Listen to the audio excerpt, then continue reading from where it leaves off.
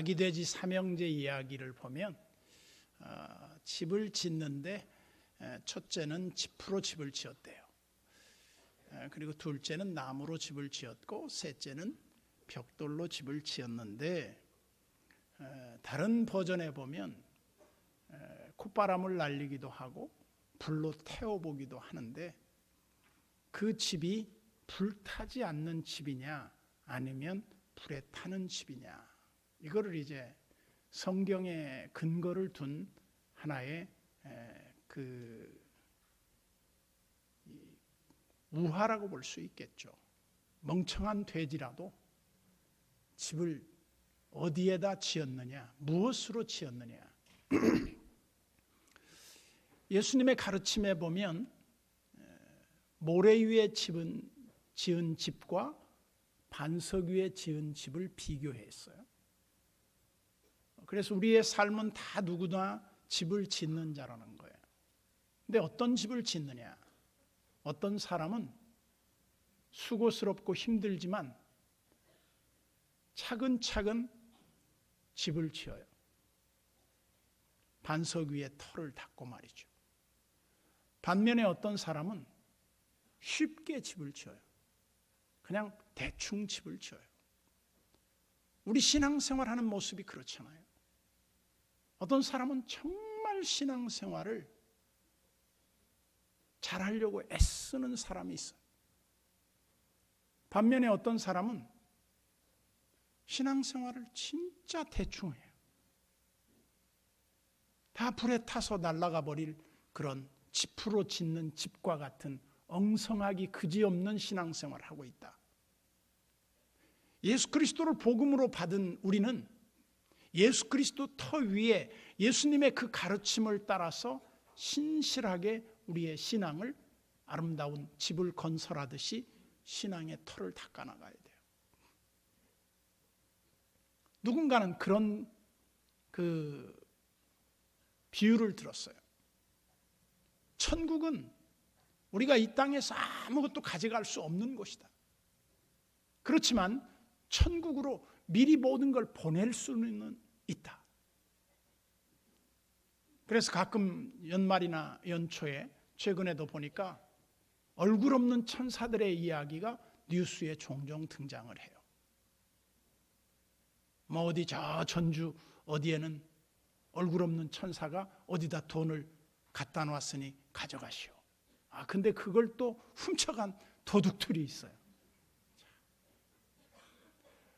반면에 또 어딘가는 보니까 쌀을 한 1000가마 이상을 차에다가 다 갖다 놓고는 누군지도 알 수 없어요. 얼굴 없는 천사예요. 자기 신분을 드러내지 않는 거예요, 계속. 또 최근에는 어떤 할아버지가 동전을 모아서 그냥 기부했더라고요. 이런 이야기를 보면 그들이 누구인가 하는 것을 한번 생각하게 돼요. 그들은 다름 아닌 예수님의 가르침을 신실하게 지켜나가는 사람일 것이다. 왜냐하면 예수님은 오른손이 하는 일을 왼손이 모르게 하라 그랬거든요. 아니 어떻게 오른손이 하는 일을 왼손이 몰라요? 다 알죠. 다른 말로 하면 은밀한 중에 구제하라. 은밀한 중에 선을 행하라는 겁니다. 사람들에게 나 이런 일을 하는 사람이야 하고 나팔을 불지 말래요. 왜 그렇겠습니까? 사람 앞에 영광을 받으면 하늘나라에 가서 받을 상이 없다는 거예요. 우리가 많이 속고 사는 게 있어요. 사람들이 몰라주면 시험에 드는 사람이 있어요. 하나님이 알아주시면 됐는데 사람이 몰라준다고. 그것 때문에 신앙이 흔들리는 사람이 있어요. 잘못된 거죠. 우리가 이 땅에 사는 동안 은밀한 중에 보시는 주님께서 아무도 모르게 한 일을 주님이 다 보시고 갚아주신다는 거예요. 주님이 갚아주신다는데 뭐 다른 게 뭐가 필요하겠어요? 벤다이크의 풍자적인 이야기에 보면 로마의 어떤 부자가 죽어서 천국에 들어갔어요. 천국을 이렇게 여기저기 돌아다니면서 순례를 하는데 아주 언덕 위에 거대한 대저택이 있어요. 저 저택에는 누가 살까? 그래서 천국 안내자에게 물었어요. 저기 누가 삽니까? 당신 집에 하인이 살고 있습니다. 그럴 리가요. 그 사람이 그럴 능력이 안 되는데요. 천국은 지상에서 사는 동안 보내온 그 신앙의 재료로 집을 짓습니다. 그리고 이제 천국을 순례하고 마지막에 허름한 자기 그 도착한 집에 이 집은 누가 사느냐고. 이게 당신이 살 집이라고. 너무나 초라하고 허술하고 볼품없는 집이었어요. 이건 물론 벤다이크의 이야기에 불과한 것이지만은 이 이야기에서 우리에게 말하려고 하는 게 뭐겠습니까? 우리가 천국에 가서 뭐를 하는 것이 아니라는 거죠. 이 땅에서 모든 게 결정이 된다는 거예요. 누구는 이 땅에서 주를 위해 헌신과 봉사와 아름다운 하나님의 뜻을 성취해 나가요. 그래서 요한계시록에도 보면 저 천국의 모습을 어떻게 말했냐면 12 진주문으로 돼 있대요, 문이. 그리고 우리가 살 집은 소위 하늘의 맨션이라고 돼 있어요. 맨션은 어떤 집을 맨션이라고 합니까? 제가 어렸을 때 이렇게 보니까 마포 맨션에 누가 살고 있어서 제가 한번 간 적이 있어요. 가보니까 작은 아파트예요. 근데 그게 뭐 맨션이에요. 맨션은 그런 거를 맨션이라 그러면 안 돼요. 맨션은 그야말로 저택과 같아야 돼요. 수영장이 있고 정원이 있고 쫙 제가 가본 중에 제일로 멋있던 집이 딱 하나 기억나는데 영국의 웩 선교본부라고 하는 집이 있었어요. 근데 그건 개인이 살던 백작의 집이었는데 그야말로 대저택이었어요. 지하에 내려가 보니까 적들이 와서 공격해오면 도망가는 비밀 통로까지 다 있더라고요. 근데 그 집을 선교본부에다가 기증을 했어요. 제 기억은 그 집을 들어가면서 이렇게 차를 타고 들어갔는데 정문을 통과해서 소나무 밭을 지나서 한참 가니까 대저택이 나와요. 마구간만 해도 우리 집보다 더 좋은 것 같아요. 얼마나 크고 아름다운 집인지 몰라요. 그런데 중요한 것은 그 집 재료가 뭐냐.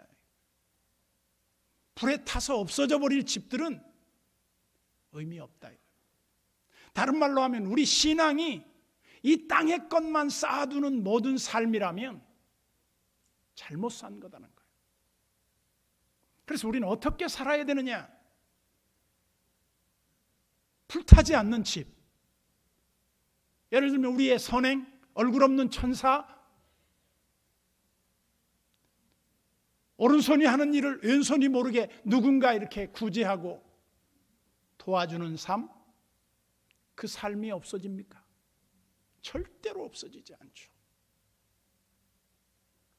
우리가 하는 대부분의 모든 일은 다 영원한 우리의 인생 집을 짓고 있는 것이다. 더 나은 집을 짓고 있느냐? 아니면 그야말로 허술한 지푸라기로 집을 짓고 있느냐 하는 겁니다.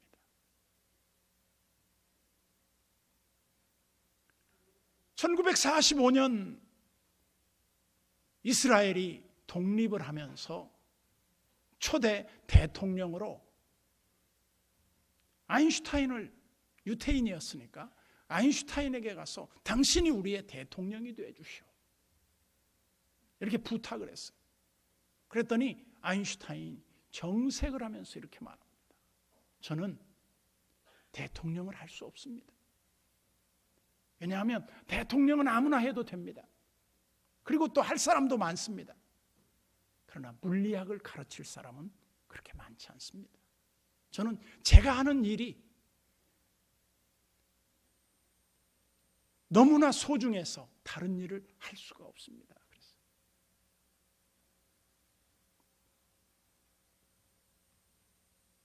반면에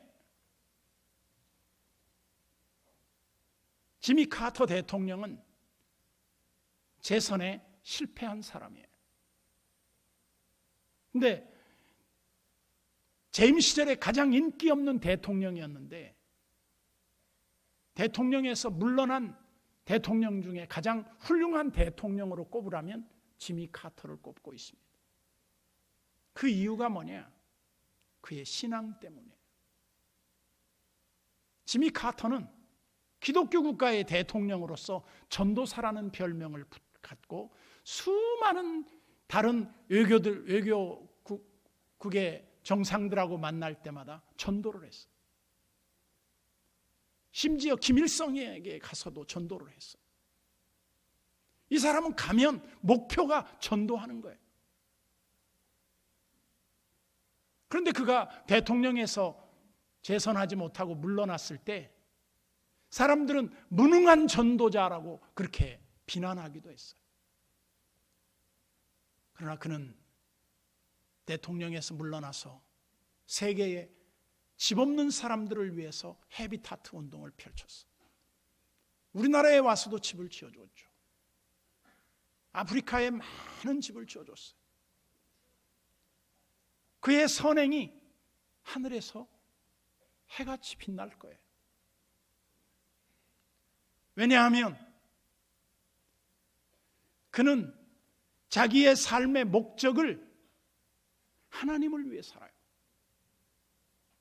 특히 그가 출석했던 교회는 시골의 작은 교회였어요. 대통령이 돼서도 그 교회에 출석을 거의 빠진 일이 없어요. 그뿐 아니라 지금 대통령에서 물러난 지가 몇십 년이 된 것 같은데 주일학교 교사를 계속해요.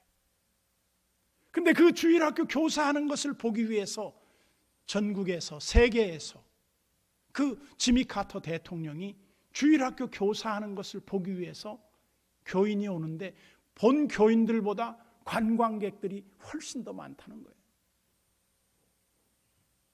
그러면서 그가 유명한 말을 했어요.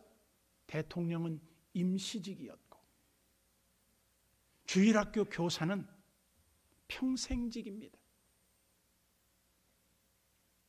참 아름다운 그리스도인의 삶의 참 모습이 무엇인가를 우리에게 보여주는 것 같아요.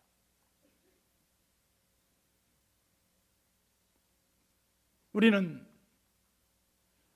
주님께서 원하시는 집을 짓고 있는가? 아니면 쓸모없는 불에 타 없어져 버릴 그런 집을 짓고 있는가? 재료가 무엇이냐는 거예요. 재료가. 저도 한번 여건이 된다면 땅에다가 이렇게 제가 한번 집을 설계해서 지어보고 싶어요. 뭘로 집을 짓고 싶냐? 나무로 집을 짓고 싶어요. 근데 나무 중에 불에 안 타는 나무가 있더라고요. 그게 뭐냐? 제가 자료에 찾아보니까 은행나무는 불이 붙지 않는데요. 그래서 은행나무를 옛날 사람들은 물나무라고 그랬더라고요. 아무리 불이 활을 타올려도 은행나무가 타지는 않는데, 내가 실험은 해보진 않았지만 은행나무로 약 60cm 정도 두께를 가진 집을 지으면 기가 막힌 집이 될 것 같아요. 왜냐?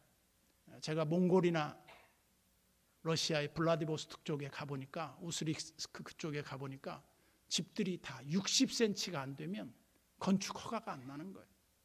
두꺼운 벽을 지으라는 거예요. 그 이유 중에 하나가 뭡니까? 소위 냉난방 시스템에 그 혹독한 추위에서 견딜 수 있는 집이라는 거죠. 물론 제가 뭐 집을 짓겠습니까? 많은 그런 생각을 갖고 있었다는 거죠. 근데 우리 그리스도인들이 자기의 인생 집을 짓는 걸 한번 설계해 봐야 돼. 난 몇 살까지 뭐를 하고 몇 살까지 뭐를 하고 뭐를 해서 뭐를 한 다음에 나는 뭐를 하겠다. 아주 구체적인 자기 인생 설계도가 나와야 돼. 그렇지 않으면 잠깐 지나면 시간 다 흘러버립니다.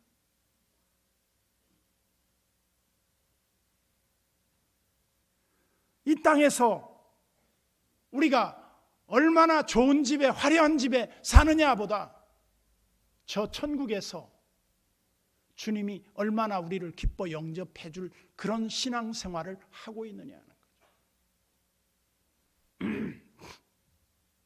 한때 슬픈 그 유머 가운데 그런 유머가 있었어요. 천국에 갔는데 모처럼 만에 목사님이 한 명 천국에 입성을 하니까 예수님이 막 보좌에서 일어서시더니 맨발로 달려가 갖고 그 목사님을 껴안아주고 막 환영식을 해줬어. 그러니까 평신도들이 옆에 있다가, 아니 예수님, 목사님은 지상에서도 맨날 대접받았는데 천국에서도 이렇게 차별 대우하십니까? 그러니까 예수님이 너희들이 몰라서 그런다. 지금 목사님이 들어온 지 30년 만에 처음이다. 직분으로 구원받는 거 아니라는 거예요. 그래서 이 천국에 목사님이 당도해서 막 천국을 시찰해 보니까 천국에 목사님들이 하나도 없어. 아, 여기 목사님 천국 안 옵니까? 그러니까 오긴 왔는데 하도 봉사를 안 해가지고 다 짜장면 배달 나갔다는 거예요. 뭐 한물간 유머예요. 그렇지만 그 내용이 뭘 말합니까? 이 땅의 거가 전부가 아니다. 보이지 않는 저 천국에 우리의 제2라운드가 시작이 된다면 그 사람의 삶이 어떤 평가를 받을 것인가? 저도 매우 조심스러워요. 우리가 흔히 그 유명한 노예상이었던 어메이징 그레이스의 저자 존 뉴턴의 이야기를 보면 그렇습니다. 어렸을 때 너무너무 못된 짓 많이 하고 소위 말해서 노예상이었으니까 아프리카에서 흑인들을 잡아다가 영국과 미국으로 사람을 팔아먹었죠. 그런데 그 존 뉴턴이 뒤늦게 은혜 받고 그 파도에서 자기를 건져주신 하나님 앞에 헌신을 해요. 그래서 그가 목사가 되죠.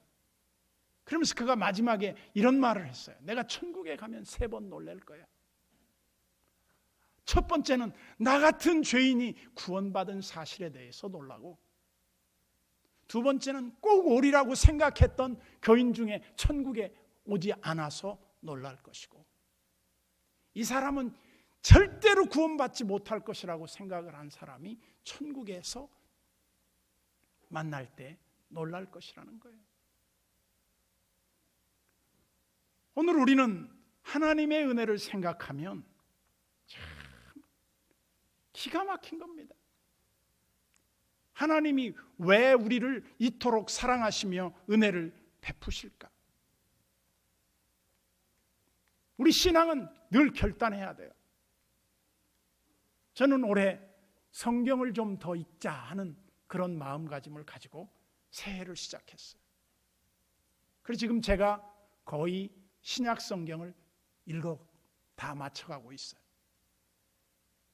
여러분, 올해 들어서 신약 성경을 한번 다 읽고 구약 성경까지 읽은 분도 있더라고요. 성경을 읽는다고 하는 것은 내 시간을 주님을 위해서 할애한다는 거예요.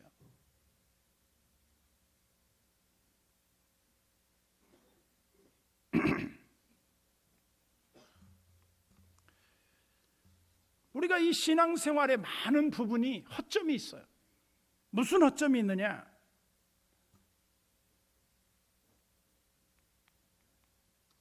우리가 오스카 와일드라고 하는 사람이 상상을 해본 이야기 가운데 이런 얘기가 있습니다. 성경에 예수님께 기적적인 은혜를 받은 후에 그 사람들이 어떻게 살고 있을까 하고 하나님의 특별 은혜를 받은 사람들을 한번 추적해 봤다는 거예요. 어떤 사람이 알코올 중독자가 있어요. 그래서 어디서 많이 본 것 같은데, 선생님 내가 어디서 봤죠? 그랬더니 이 사람이 예수님을 알아보고 이렇게 말했어요. 전 본래 절름발이 장애인이었습니다. 예수님이 제 다리를 고쳐주셔서 이제 건강을 얻게 됐죠. 그때 저는 기뻐 뛰며 하나님을 찬양했습니다. 그런데 막상 건강하고 보니까 누구도 저를 도와주지 않더군요. 그래서 알코올 중독자가 됐습니다. 은혜를 헛되이 받은 것. 또 한 사람이 있어요. 이 사람은 누군가 봤더니 창녀야. 이보시오. 당신 내가 어디서 많이 봤는데 어디서 봤죠? 예, 저는 창녀였습니다. 근데 왜 또다시 창녀가 됐습니까? 내가 예수님께 은혜를 받고 그 사람들의 그 비난과 야유를 받다가 예수님의 그 은혜로 구원받은 이후에 제 삶은 너무너무 기뻤죠. 그러나 장녀 생활을 청산한 지 얼마 되지 아니해서 아무도 돌봐주지 않고 갈 곳도 없어서 옛날 직업을 다시 돌아올 수밖에 없었습니다. 또 한 곳에 사람을 만납니다. 보니까 사람을 아주 때리고 흉악한 조폭이를 하나 만나요. 그래 예수님이 그 사람도 가서 찾아가 만나봐요. 여보시오, 내가 당신을 어디서 많이 본 것 같은데 어디서 봤죠? 아, 예수님, 저는 전에 시각장애인이었습니다. 그런데 예수님이 내 눈에 흙을 바르고 띄워주셨죠. 그래서 저는 눈을 뜨고 이렇게 잘 돌아다녔었는데 내가 눈 뜨기 전에는 보이지 않던 것들이 눈을 뜨고는 차마 볼 수 없는 게 너무 많아서 이 세상을 뜯어 고쳐야 되겠다고 생각을 해서 제가 이렇게 폭력배가 됐습니다. 물론 이것은 하나의 하나님의 은혜 받은 사람들의 그 이후가 어떻게 됐을지 하나의 상상의 나래를 펴본 거에 불과해요. 우리는 어떤가 이 말이에요. 하나님의 은혜를 받고 구원받은 백성으로서 그렇게 기뻐 찬양하던 우리가 지금 어떻게 살고 있는가? 옛날보다 나은 것이 없는 삶을 살고 있다고 하면 우리는 하나님의 그 구원의 은혜를 헛되이 받는 것은 아닌가? 오늘 본문 15절을 보세요. 만일 누구든지 그 공적이 불타면 해를 받으리니 그러나 자신은 구원을 받되 불 가운데서 받은 것 같으리라.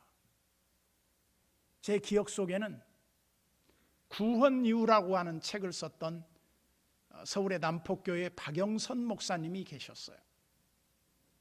그 책이 우리 대학 다닐 때 굉장히 인기가 있었습니다. 그러면서 대부분 사람들이 구원받고 끝난다는 거예요.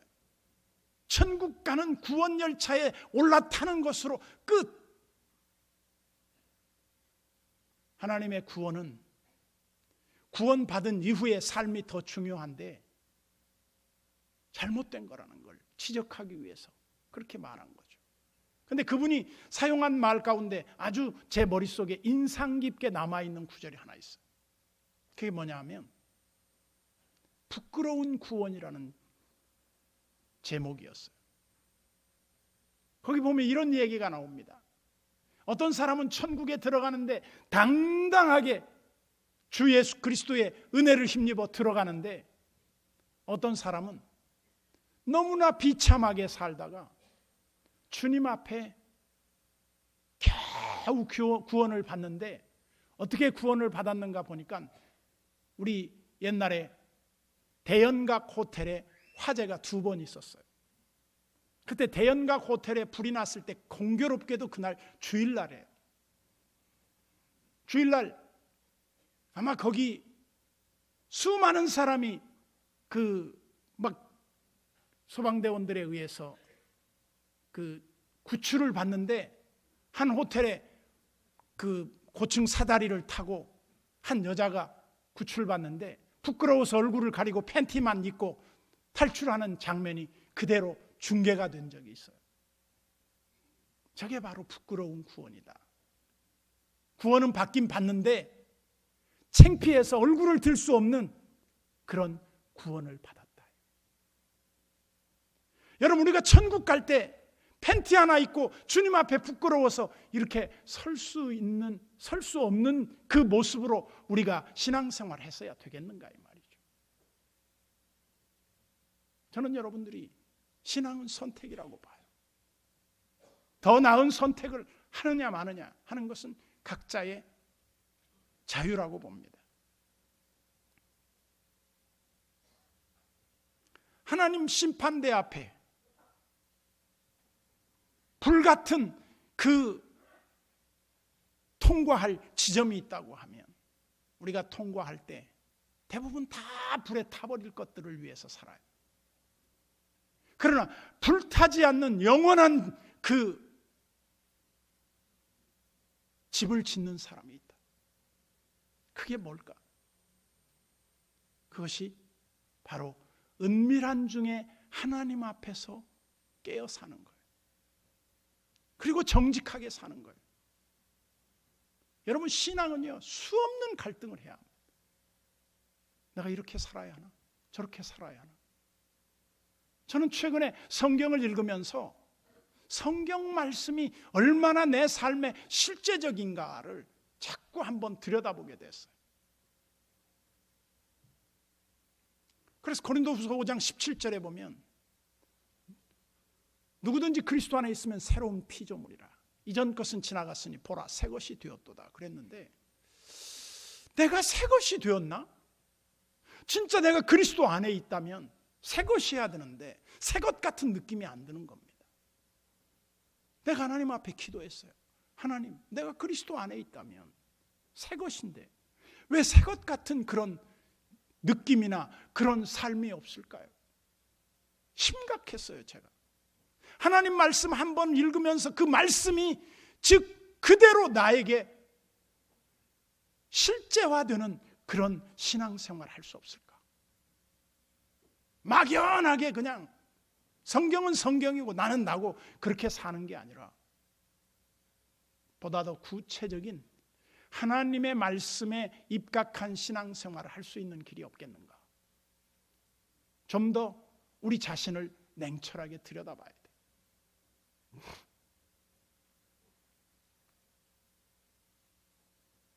심판대 앞에서 우리가 서게 될 텐데 어떻게 설 준비를 하고 있는가? 진리 가운데 행해라. 빛 가운데 걸어가라. 믿음으로 인내해라. 범사에 감사해라. 하나님을 구체적으로 체험해라. 하나님이 어떤 분인지 구체적으로 만남을 가져라. 제가 오늘 또 2부에 우리 교회에 등록하신 어떤 성도님과 잠깐 대화를 하는데 그분이 그래요. 목사님, 저는 대장암 환자예요. 근데 저는요, 저의 삶은 전도의 모든 걸 다 걸었어요. 전도하다가 주님 앞에 가고 싶어요. 그래서 내가 전도하다가 주님 앞에 가기도 하지만 전도하다가 그 권사님의 암덩어리가 다 떨어져 나가버리면 좋겠습니다. 우리가 주님을 위해서 산다고 하는 것은 예수 믿고 구원받았을 뿐만 아니라 끊임없는 하나님의 임재를 경험하며 하나님의 역사를 내 삶 속에 구현하는 것이다. 하나님의 나타나심을 보여주는 거예요. 너의 하나님이 어디 있느냐 이렇게 물어볼 때 내 하나님은 이런 분이다. 보여줄 수 있어야 한다. 이런 신앙을 우리가 추구하며 여러분 신앙이 불타버리는 그런 집이 아니라 불에 타지 않는 집을 짓는 신앙의 철저함과 그 반석 위에 세움과 그 하늘의 맨션을 여러분들이 건축하는 그런 신앙의 한 면을 이해하고 그대로 실천하며 사시기를 주님의 이름으로 축원합니다.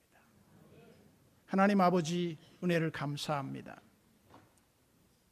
우리는 다 양 같아서 그릇 행하여 각기 제 길로 갔거늘 여호와께서는 우리 무리의 죄악을 그에게 담당시키셨도다. 너희가 그 은혜로 말미암아 믿음으로 말미암아 구원을 얻었나니 이것은 너희에게서 난 것이 아니요 하나님의 선물이라고 하신 것처럼 우리가 이 구원의 은혜를 받고 이 특별한 구원의 은혜를 소홀히 여기지 않게 하시고 하나님께서 우리를 구원하신 그 참 목적을 바로 이해하고 주님 뜻대로 살아가는 저희들 되게 해 주옵소서. 예수님의 이름으로 기도드리옵나이다. 아멘.